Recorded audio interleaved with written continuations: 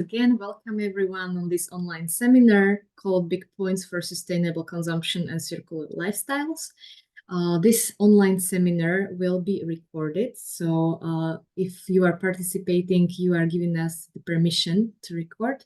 And also this recording will be shared on YouTube, so you will be able to come back and maybe go through some details. One more important thing, please, your cameras can be on, but microphones should be automatically turned off. If you have any questions, you are able to use chat for those questions, or you can save your question for the discussion, which we have at the end of our seminar. Or option number 3, you can use Slido.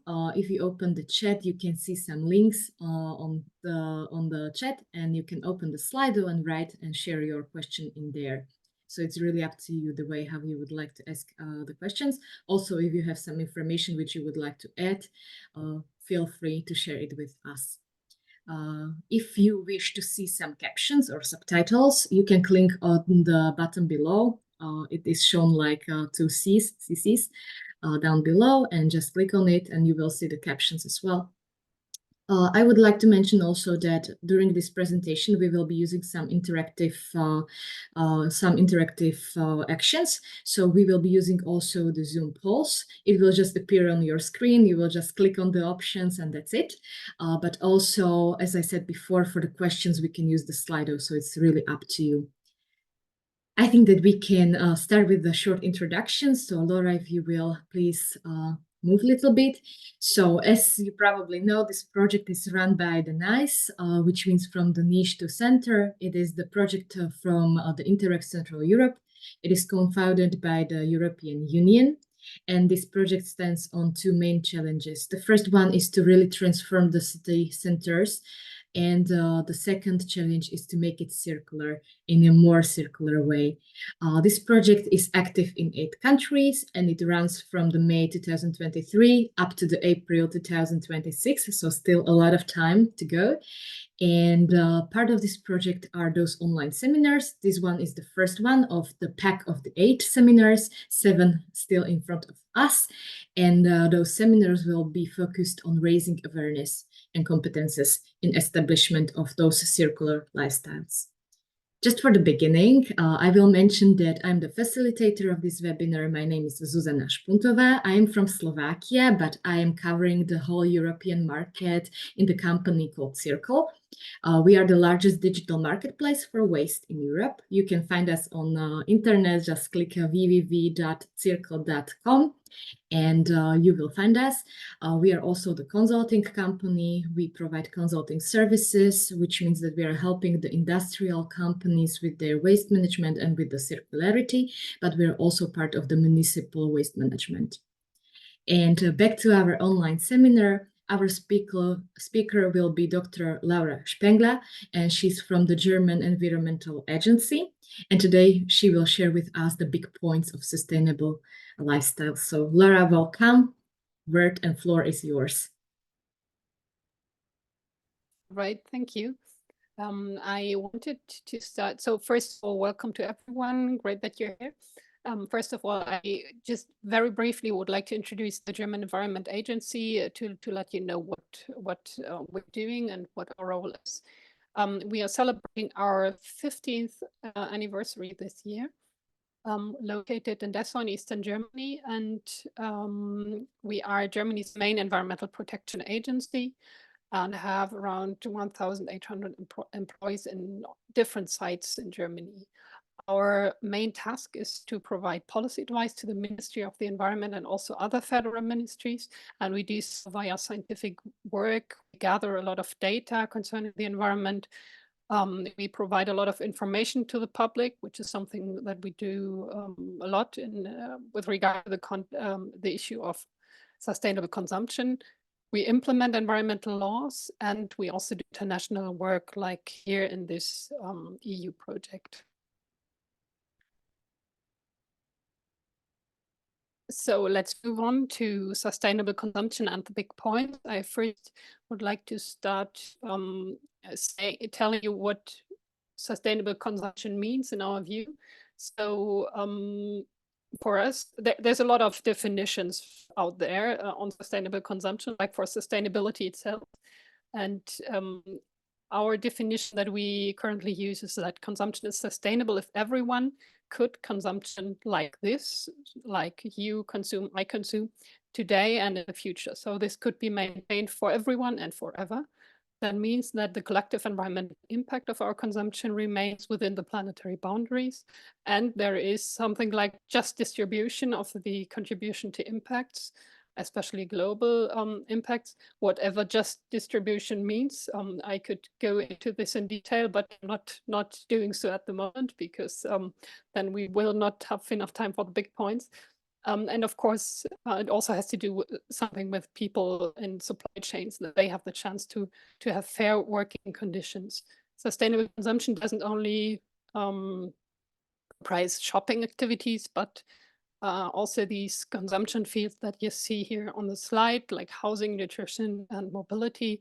Those are the biggest fields, which account for around 60 to 70% of greenhouse gas emissions.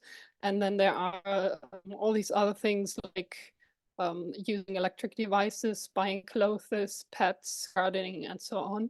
These numbers are for Germany, but they are not so different in other EU countries.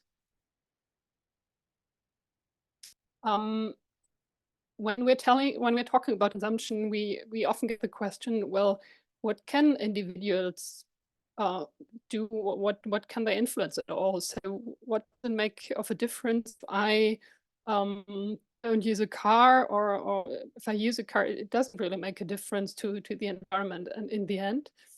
And therefore, many people say sustainable consumption definitely needs a different political framework. On a voluntary basis, we will not get any further. And we agree with the first sentence of this, but what if we change the second sentence a little bit?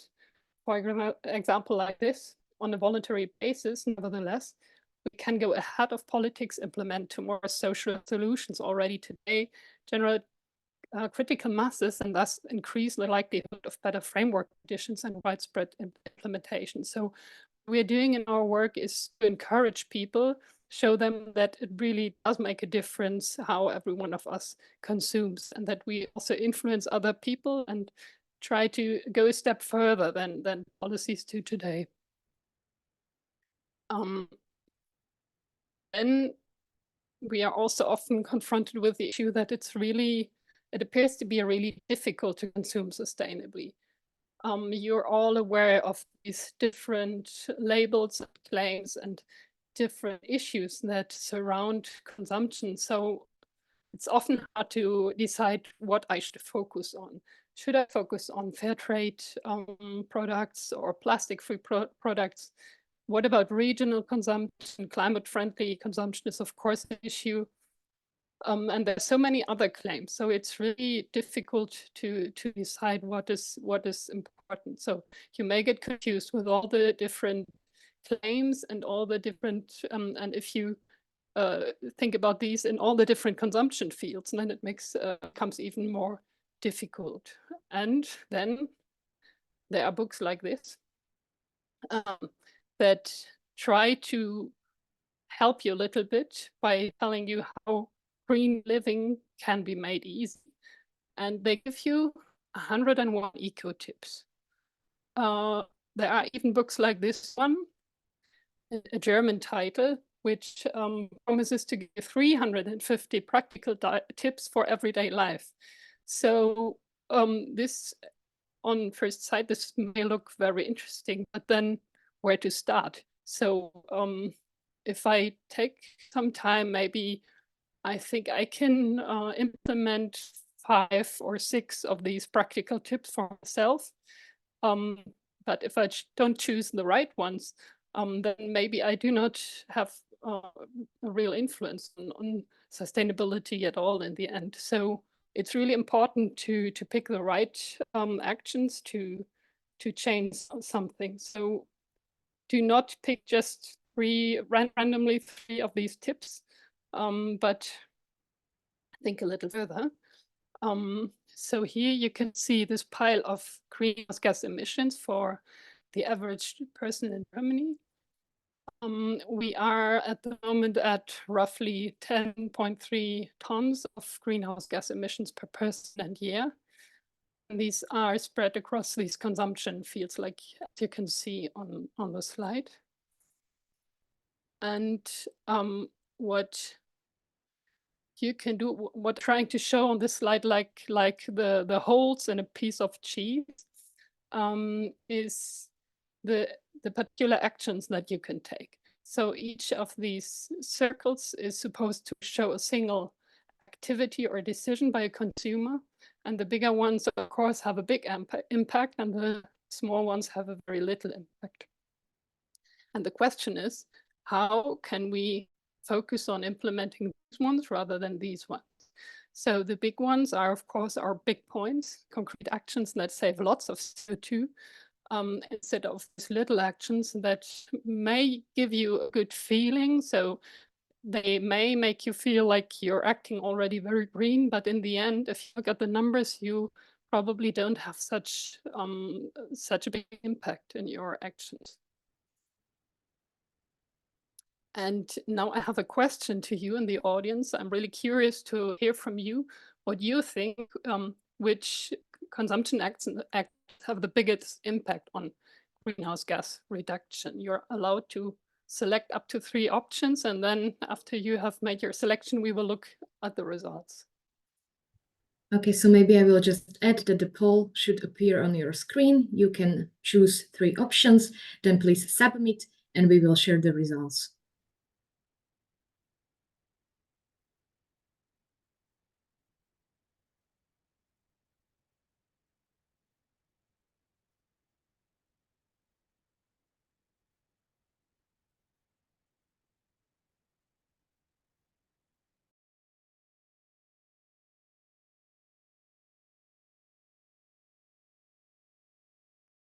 Maybe we will wait just 20 seconds longer and then share our results if the most of us answered already.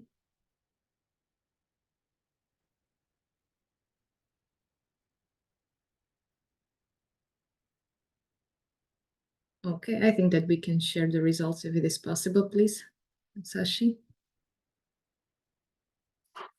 Thank you. We can see the results. So Laura, if you can comment on it, maybe just one thing for the participants, please, you can hold your answers on this upper head and move it a little bit to the side, so you will be able to see the Laura's results and the results of our internal Zoom polls as well. So it is really up to you. Okay, Laura, you can comment. I think it looks quite good. You seem to be well informed.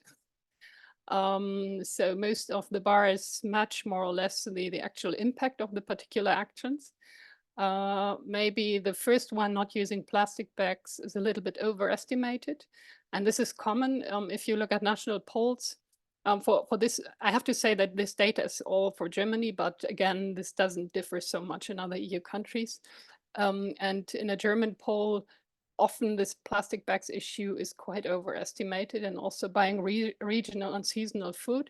But I think it's changing slowly. So here in our poll, you can see that the results are quite good. So you seem to be informed quite well about the big points.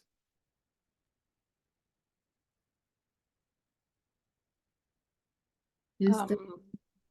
Was it? Sorry? I was just trying to comment that, yes, definitely our participants are well informed, and also it is interesting to see all of those options, and that we definitely know about those, for example, heating systems and insulation, that it is slowly but surely getting more forward and forward. Yeah, great. On the next slide, you will see some big points again. This is from a communication material we prepared for Germany. So on this picture, you see it looks rather simple. You can have your footprint by these adopting these 7 actions if you have an average footprint. So install a water-saving shower head in your flat, avoiding to fly an insulated home, again, more plant-based food, green electricity, less car driving, and the last thing is called conscious consumption. This means not buying so much new stuff, but repairing, sharing, trying to prolong the lifetime of products. So if you adopt only these 7 big points, then you will have a large impact on your own footprint. It looks easy, and the way I say it, it may seem easy, but of course there are there are actions like insulating your home. This is not possible for everyone, and for those, if you have your own house, then of course it's a lot of work. It's not that easy, I have to admit, but nevertheless, it is worth to concentrate on these big impacts rather than on many small everyday actions that you could take instead. These pictures, we also have pictures on the particular big points, comparing them and quantifying them in comparison to so-called peanuts, so these little impact actions. And we have these share pics, not only these 3, but a few more. So for example, we compare a new smartphone, which in terms of greenhouse gas impact makes up for 432 one-way bottles, or a flight from Berlin to Munich, nearly 9,000 coffee to go cups. And a water saving shower head makes up for 29 power saving bulbs. This communication material is on our website. It's all for the German context and in German, but it's possible to download the files and use them. They are open files, and you can change them for your own context if you want. What we also are offering is our carbon calculator, which makes individual action measurable and highlights those most impactful consumption actions. It's quite used quite often by more than 500,000 users annually, approximately. So there you can insert a lot of personal data, which is not saved, unlike you agree to do so. And you can change a lot of options and see what impact these have on your own carbon footprint. So in the end, I would like to say a few words on focusing on this issue of greenhouse gases, because maybe you're thinking that, well, is a focus on greenhouse gases really useful? Is it enough?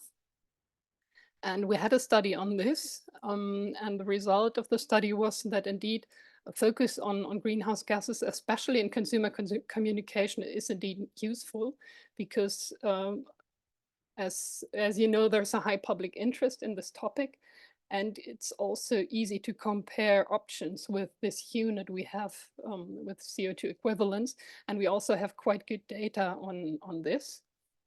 And the study showed that there are lots of synergies with many other environmental impacts, but blind spots that we neglect while looking only at greenhouse gases are limited. So for example, this table shows how it is for resource use. If you look at greenhouse gas impacts, the table shows you for which consumption actions in these different consumption areas there are synergies, and for which ones there are blind spots that you should consider in addition. So as you can see, for the synergies here on the right, there are a lot of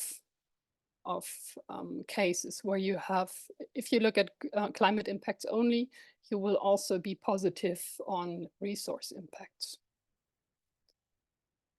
I'm not going to read out all the different actions, but you see, you can just see there's a lot of crosses here on that side. It's a bit different for, let's say, chemical issues. There you don't have so many synergies with climate impacts. But nevertheless, for many environmental impacts, there are more synergies than other things. Okay, now I'm handing over to Susanne for a moment. Yes, I will just a little bit jump in. Thank you, Lara, for showing us the impacts and what all of us can do. And now we are slowly moving to the second block, which is focused on the cities. I would just like to mention that definitely cities have a big influence on us inhabitants, not only by its environment, but also by the management and the decisions they are making. And definitely they can support circularities by the local politics, local actions, local motivating people, and so on. And if we are in the space of this project NiCE, from niche to the center, we should also mention that the aspect of adaptation of those city centers to more circular ones. And this is what Lara will be talking about. So Lara, the floor is yours. So I just have a few more slides on the issue of cities on the local level. So what does consumption have to do with the local level? In fact, if you think about where our consumption takes place, you will know that consumption comprises many everyday activities that are closely interlinked with the local circumstances in cities and also on the countryside and in other municipalities as well. Here are a few examples on the slides. So, of course, with regard to mobility, it has an enormous importance what public transport options are available locally. If you have bike lanes, the availability of parking sites, car sharing availability, and all these things, to pick just one example, plays an enormous role for the decisions you take. And indeed, another study I have cited here in the link of the slide has shown that the more ambitious local climate protection concepts are, for example, concepts that aim at climate neutrality already in 2030, earlier than others do, then the more it is necessary for them to include measures that aim to make consumption more sustainable. So many cities tend to focus at first on things like switching your street lights from traditional bulbs to LED lighting, or of course they deal with transport options and these things, or with green public procurement. But the more ambitious they are in terms of climate protection, the more likely they are to adopt something that really is closer to the people and deals with consumption as an entire overall concept. And with regard to the big points, if you, in your climate concept, you quantify the impact of local climate protection measures, which is commonly done, then the big points are automatically in focus, of course. So if you do this quantification, you are probably more likely to fund a local repair cafe rather than a system with reusable coffee-to-go cups in your local in your city or your municipality, because you have calculated that the impact of prolonging the lifetime of IT products is higher than the impact of avoiding one-way coffee-to-go cups. So this applies also. What I just want to say is that this applies, of course, also in cities when they pick their options, what they want to do politically. This is an issue that we're dealing with in the NiCE project as well. So we look at city centers as places of circular lifestyles. It was already mentioned in the beginning briefly, but I just would like to say a few more words what we're doing here in the project. So so far, and also at the moment, and I don't think it will change that much in the future, but of course city centers are also centers of shopping. But you can observe changes over the past 5 to 10 years, that less retail area is needed due to e-commerce and other reasons, and many shops are empty, while at the same time circular lifestyle offers remain in a niche. So how can we get these things together? And the challenge is how to improve the quality of life in city centers and get rid of these empty spaces that really have a bad impact on the quality of life there. and strengthen sustainable consumption options in cities at the same time. In the NiCE project and in the pilots we're doing the project, we have 8 pilots in these 8 participating countries. And some of the pilots also include the support of big points, for example, to improve the availability of repair options, renting devices, sharing, exchanging stuff in cities instead of buying new. For example, I only had a picture of the German pilot, I'm sorry. So this is the Zukunftshaus located in Würzburg, where all these opportunities are offered. You can also buy new things, but you can also have things repaired and renting and so on. And some of the pilots provide direct availability of these options or education projects.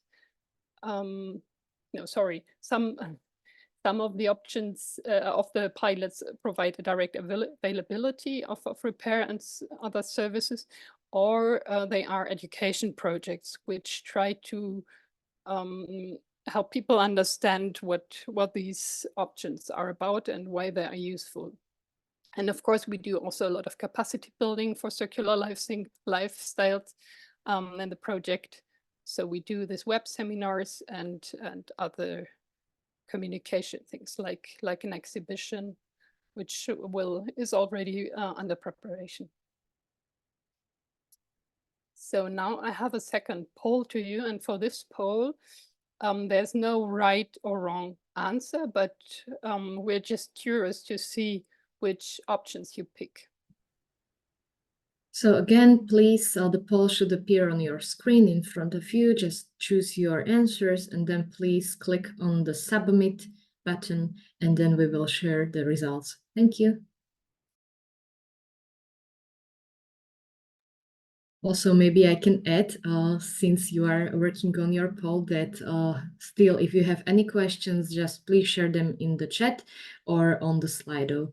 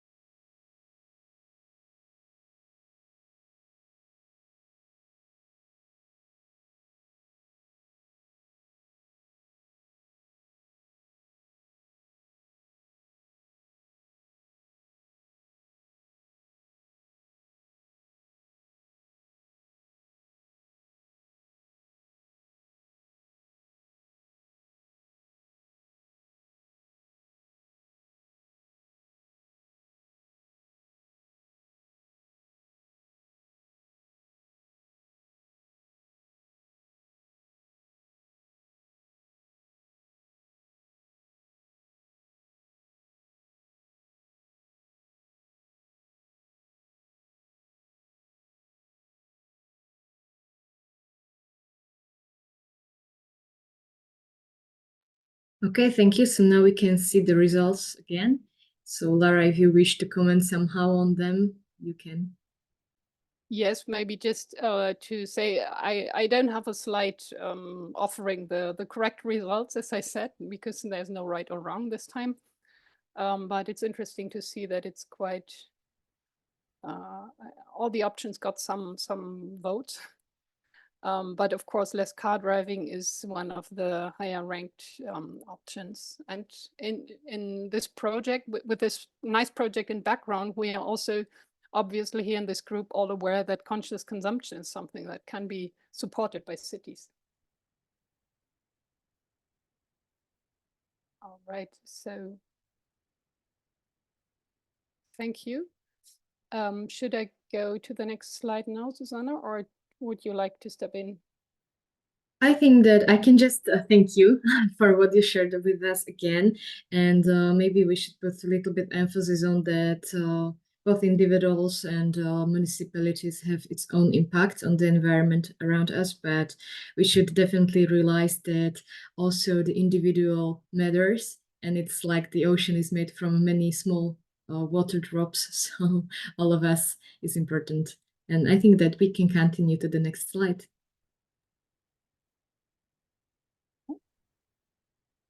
It was one slide too far, but now I got the right one.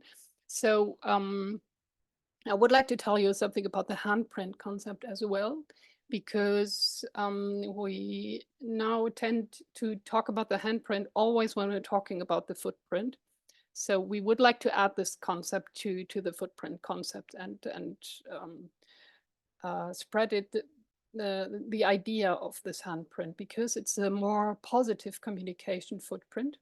Sorry, it's a more positive communication concept, while the footprint accounts my carbon emissions. It is about my negative impact on the environment and on the climate. So it's, in the end, even if it's well known and it's a good concept, it's something negative. And the handprint adds something positive to that. So it accounts for the CO2 savings I can try to realize for others. So it accounts for my positive impact. Examples are to install a water-saving shower head. Here's the shower head again at my grandparents' home. Also a big point, but it's then I do not only count my own carbon savings, but if I calculate the savings the shower head has in their home, I can maybe, well, it's difficult to attribute all these savings to myself, but I can at least, I have the impression that I did something for climate protection, which is more than I could have done in my own home. I can invite friends to a delicious vegetarian dinner to show them that this food is really, really good. If they are not so interested or have not been so interested in the past about this, I can participate in communal politics, of course, and try to establish better cycling lanes or whatever else cities can do. And I can do something to promote green IT at my working place. These are all actions that do not have or do not directly have an impact on my own footprint, but I can see my positive impact for the society and for others. So that was my last slide. Thank you, Lara. I'd like to thank you for listening, and I'm looking forward to your questions and the discussion. Thank you, Lara, a lot for your presentation. It was very full of interesting information and facts, and also some things to maybe think about a little bit deeper.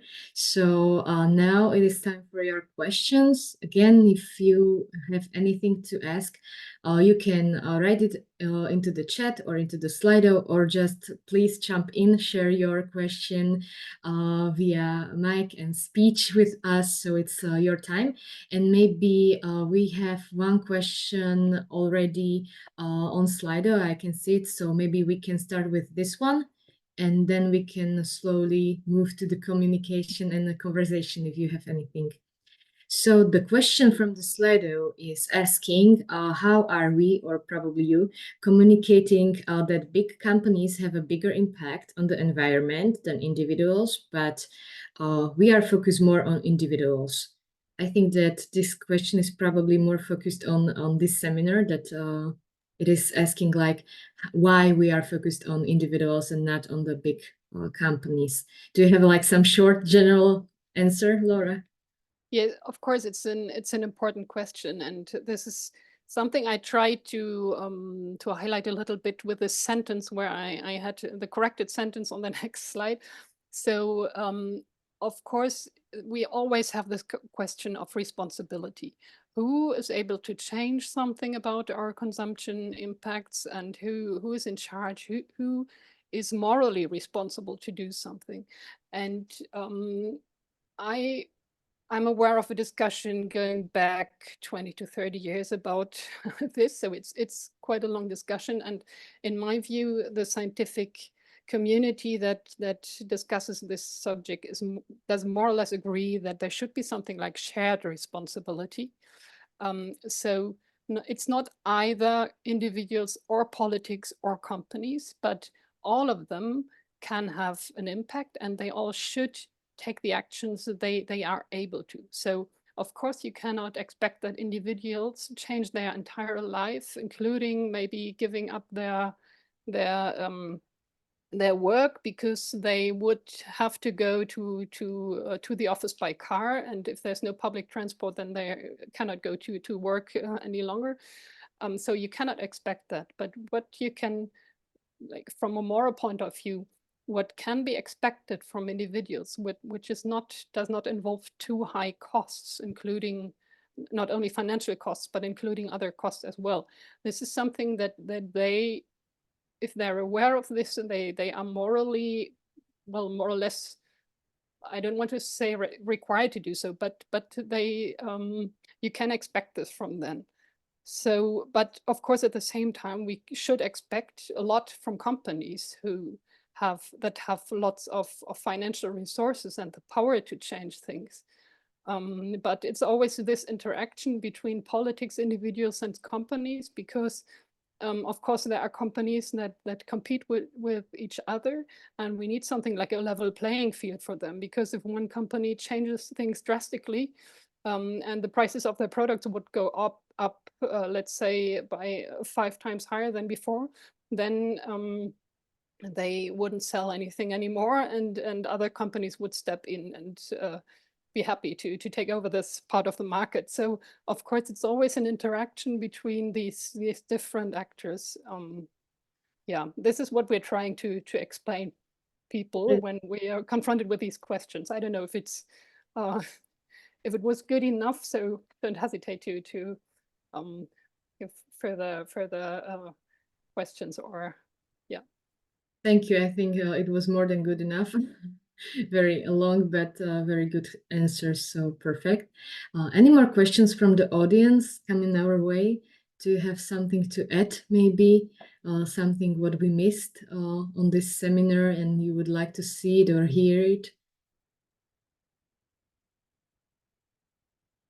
Nothing to add for now. Maybe I can also add that you can share your thoughts also after this online seminar, so you can think about it and really come and go through those information which we shared, and then maybe you can write us a comment at least or share your ideas later on, so still plenty of time.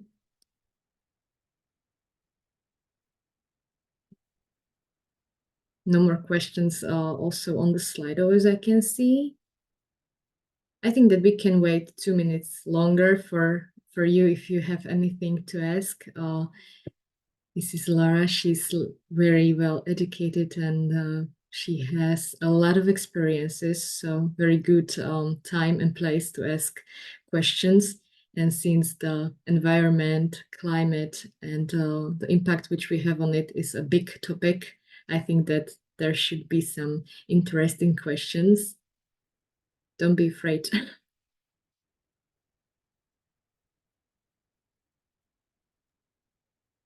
Maybe as we have seen in the first poll, this group is already quite well informed. So, Yeah. but nevertheless, even if now we may have the impression that, well, of course it's a no-brainer that avoiding flying has a much higher impact than many other things. Many people in the public are not that much informed about this. So I have seen many people who are really surprised if they just calculate the share of emissions that one flight, for example, makes up in their yearly carbon footprint. So to deal with these numbers is really a step forward to have an impact on your consumption actions. So don't even if you think this is all a no-brainer, then don't hesitate to talk to other people about this and use communication materials that are available. Yes, definitely sharing is caring. So share everything. We have one more comment in the chat, so maybe we can share. Dasha is sharing that she joined us a little bit later, but still she was not able to see the part of the presentation which would be focused a little bit more on green areas and spaces in the cities. She's really aiming at the fact that we should consider global warming impact on energy consumption from ACs and so on, and that the cities are getting more warm and warm. So Maybe Laura, you can share with us if the green areas in the cities are also the part of the NiCE project, or it is not so focused on, or what are your ideas? Well, of course, green areas in cities are really important, but it's, in my view, it's more important in terms of climate adaptation rather than saving emissions. Well, if it was a thought in the NiCE project, I'm not that well informed, so maybe I can hand this question also over to Jan, to my colleague. Yeah, for for the NiCE project, for our pilots, we didn't integrate the green spaces in cities. Yeah,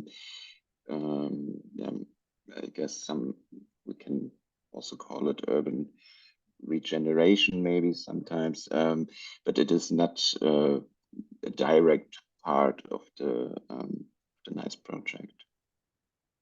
Yes, thank you. So maybe just in general, of course, it is very, very important, but it is just not part of this project. But in general, yes, definitely we should focus on the green spaces in the cities as well. Maybe just to mention, since I'm a landscape engineer, so I can confirm that definitely the adaptation is very important. So no worries, Dasha. European Union is trying to cover this topic as well. And we have one more question in the chat from Maria. She's asking very practical question. If those big points share pics are also available in English. I think that Laura, you mentioned that somehow everyone is able to translate it, but maybe add something. Yeah, those are open files. I've seen my colleague Helen Cioska in this group. Maybe she can. So at the moment they're not available in English, but it's rather simple. It would be rather simple to translate them, but I think Helen is not here anymore. So we have discussed this. Maybe we will provide them in the future in English as well. But the problem is that this is, of course, all the data that is mentioned there is focused on German average emissions and the German market. So take them and to spread them in other countries is maybe, or you should at least look up the data and compare a little bit if it's really the same, or at least nearly the same. It's of course not a few more plastic bottles from 9,000 plastic bottles doesn't make so much of a difference, of course, but it would make sense to have a look at the data. Yes, or maybe share it, but please add just the small information below the picture that it is based upon the German data, and then it is clear and good to share also in other countries. I will also add that Jan shared those links in the chat, so if you wish to see those infographics and you are not sure where to find them, you have all the links in the chat, so you can go through those materials. Okay, we have another question in the Slido. So just a second, I will go to the Slido and to see, slowly opening. Okay, we have another question from Mr. Sabo, who is asking us if we are collecting feedbacks from consumers regarding the big points. So Lara, are you collecting some feedbacks? Mostly not directly from consumers. When we get feedback on social media or so on, we are collecting everything. But as far as I know, we are getting more feedback from multipliers, so NGOs, people who are using our share pics and distributing them over via their own channels.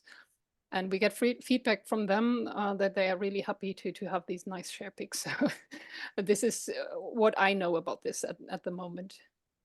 And all these sharepings, what is great is that they are also using in media that we really didn't expect, like printed local municipal, it's called Amtsblatt in German. It's maybe a very German thing. It's like a newspaper for the municipality that is distributed to all households for free. And some municipalities use these share pics there. That's really interesting. perfect because it can get directly to the people, also to those who are not maybe using the internet so frequently. So very good example how to distribute and spread those awareness. Okay, thank you. We have one more question or comment in the Slido, so I will go through it as well since we have a little bit of time.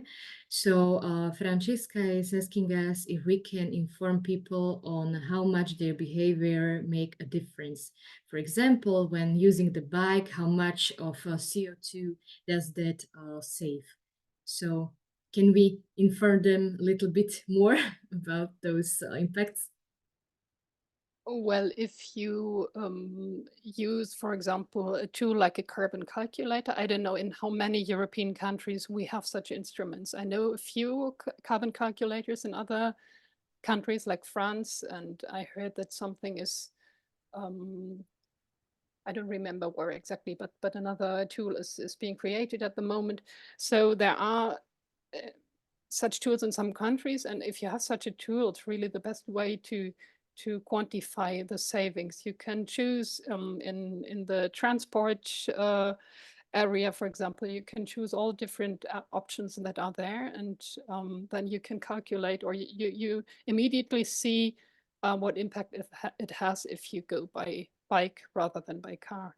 It's like sort of, this tool it can be used like a sort of game, or at least it's a bit attached to the gaming, the interest in gaming that human beings have, but it's also an accounting tool.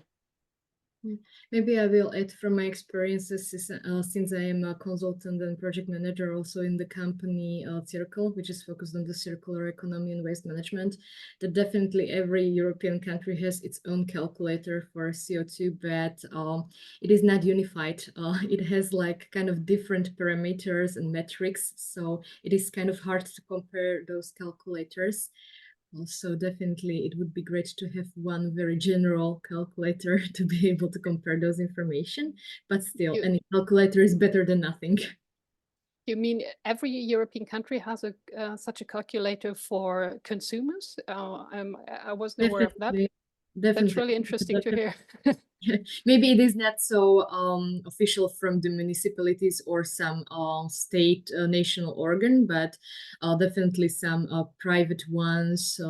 It should be in every single country. But from my experiences, as I said, it is a little bit hard to compare them because each of those calculators is focused on a little bit different side of consumption and so on. So it's kind of harder to compare. Okay, thank you. And moving to the last question from the Slido, from Akaz. I'm sorry for the pronunciation of the name. Hopefully it was not so bad, but he's asking us about how can we again inform consumers about their consumption.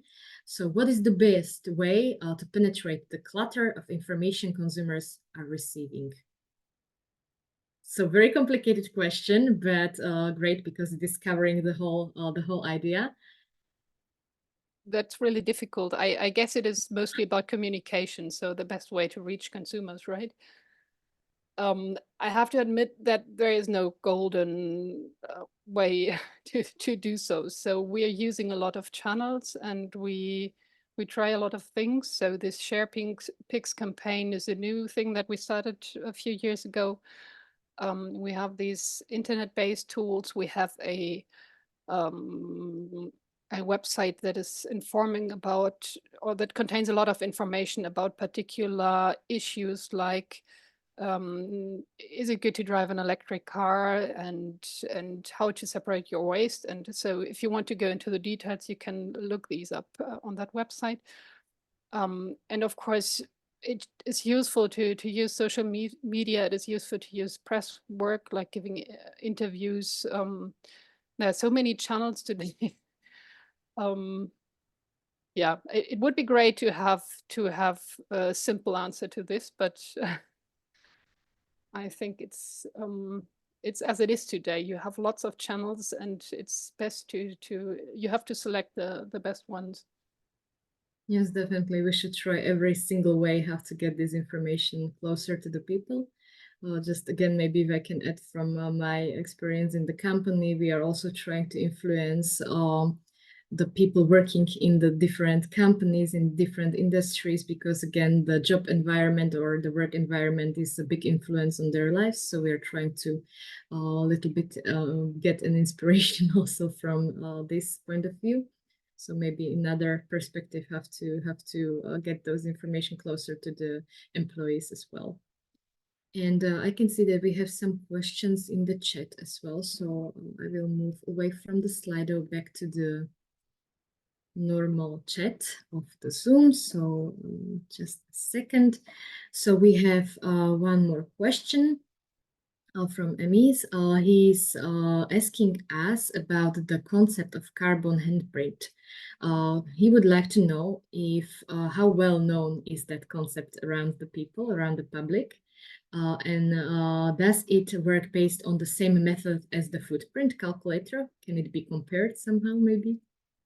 Not really. So I think it's rather a no for both parts of the question. So I think it's not well known so far. It's increasingly well known among people who work on these issues. So in the NGO area, so among experts, I think it's really yeah, as I said, increasingly well known, but not among the general public. But we try to work on this, and it's not the same as a footprint in terms of that you're really calculating your impact. It's more an idea that's supposed to give you the feeling that it's not everything is getting worse and worse, but that you emotionally feel attached to doing more than just saving emissions in your own surroundings, your own home, and your own family.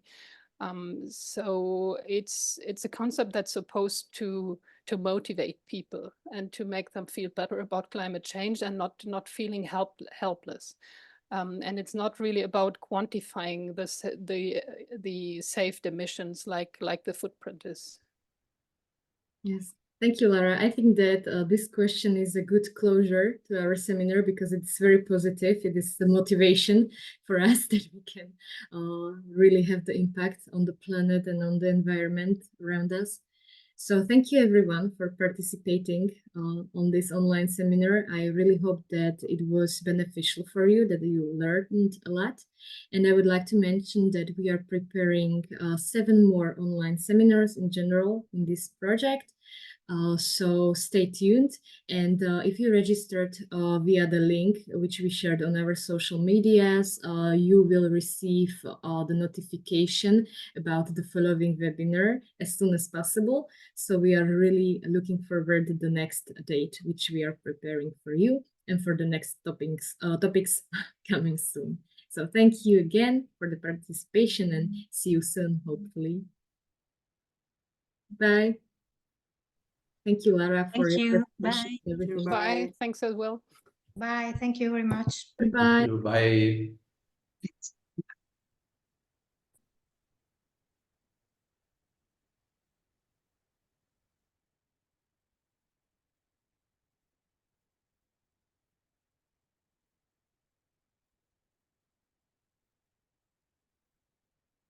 Maybe we can finish the recording as well.